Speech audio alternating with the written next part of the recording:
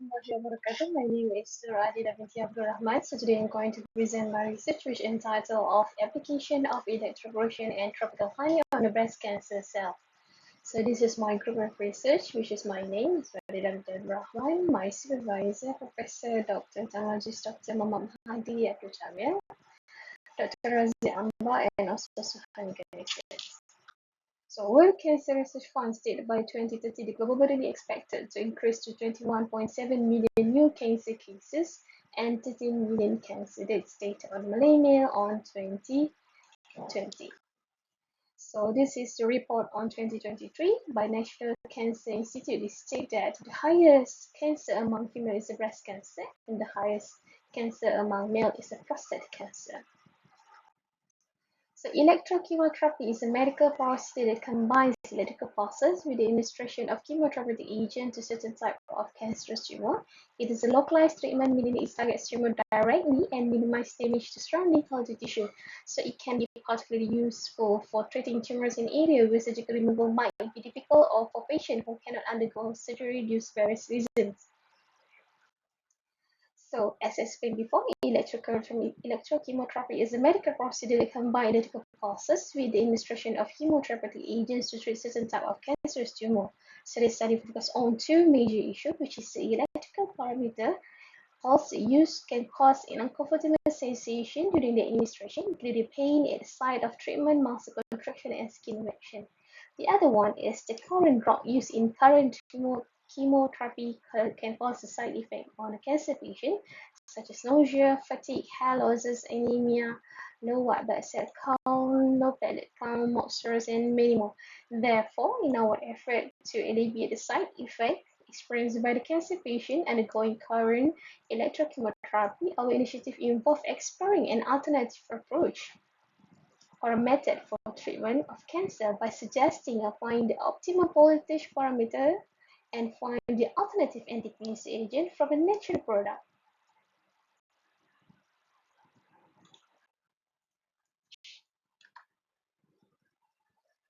So honey is a well-known sweetener or flavoring agents contain a variety of vitamins, minerals, and other essential components that are good for human health. It is discovered to have anti-proliferative, anti-inflammatory, immune-modulating, anti-metastatic property, antioxidant, and also anti-cancer characteristic. It commonly used to help digestion, soothe coughs, sore throat, hydrates body, promote fertility, and aid in healing of food. So for this study, we're going to choose Tualang honey and Kedudut honey, which are believed to be the most famous honey in Malaysia.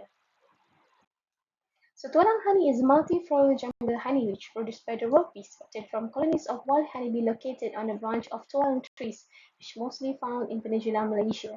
It has been used in traditional medicines. It has potential on antibacterial, anti-inflammatory, antioxidant, anti-microbial, anti-cancer, and also anti-tumor qualities. While Kedudut is produced by the stingless bee, called Clinic Inulca direct. It's a member of Trigona genus. It contains majority of Indo-Australian and Neotropical stingless bee. It has higher content of polyphenol than any other kind of honey. This is due to small size of bees. So from previous research, it states that Tualang honey has low antioxidant compact called Kedudut.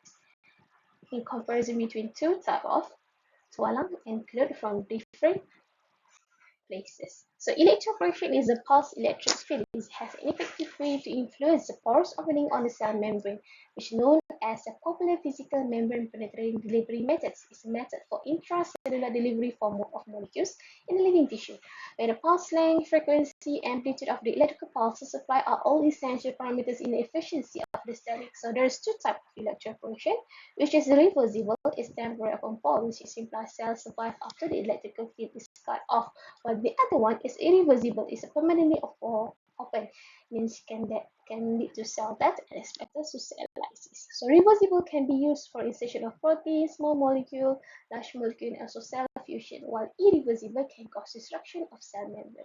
So this is equipment we use for the electrical pulse application, which is we're going to use a 4 mm gap.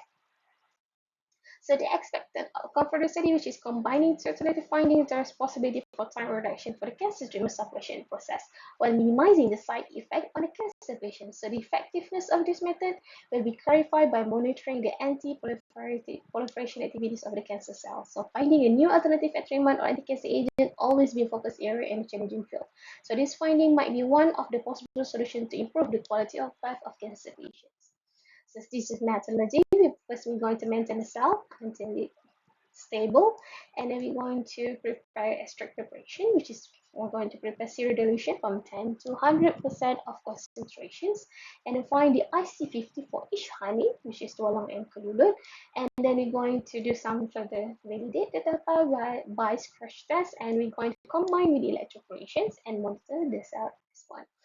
And the results shows that for the preparation of honey, which is the raw honey was obtained from the UTM preparation concentration from 10 to 100% with 25% of interval, and then the extract will made on the same day in order to ensure the fresh and visible while being analyzed, and also to ensure the accuracy and of the aviation outcome.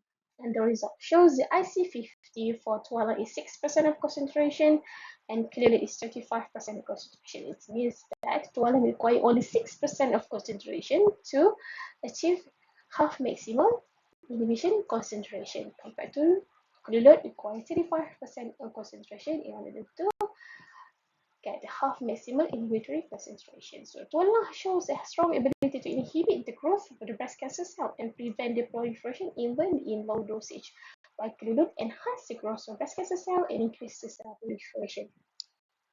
And next, we're going to further validate by doing some scratch tests. And the result shows control of the closed wound by 24 hours, while Glulut also overproliferate on after 24 hours, while tualang are still not closure even after 24 hours. And it shows that Kelut are fast wound closure time, while tualang is the slowest wound closure time. So tualang extract are more suitable to be applied as anti-cancer agent due to the enhanced anti-proliferative properties.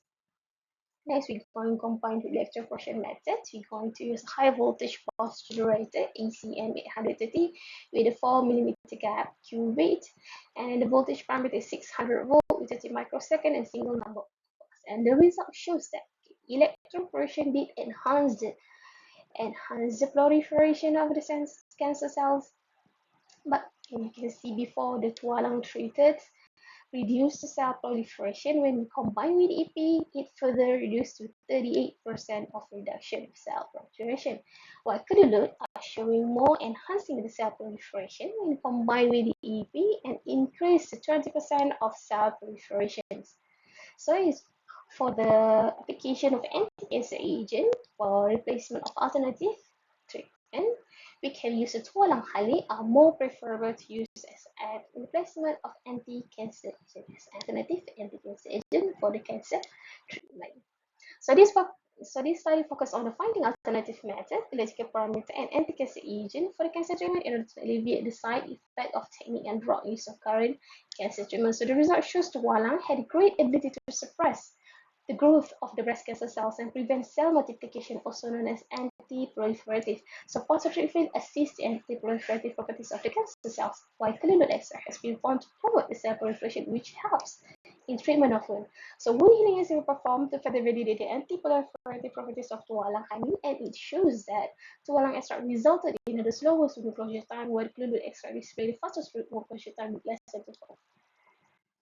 So this could be because of the components of the honey influenced by the flora of origin of the honey, so resulting in a wide range of antioxidative properties possessed by diverse honey, with tualang honey have anti-cancer properties. So this finding has a potential to have a significant implication as will result producing non-toxic and less side effect alternative method on cancer patients by introducing natural product as the best anti-cancer agent that could be used in the current treatment.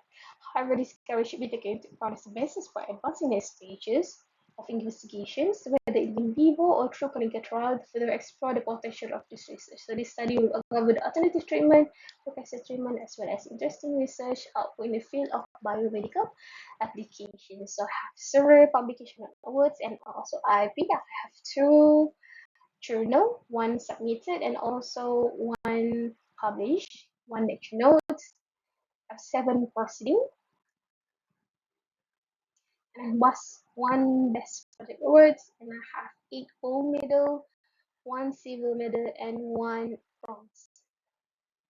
And I have 2 IP, and that's all from me. Thank you.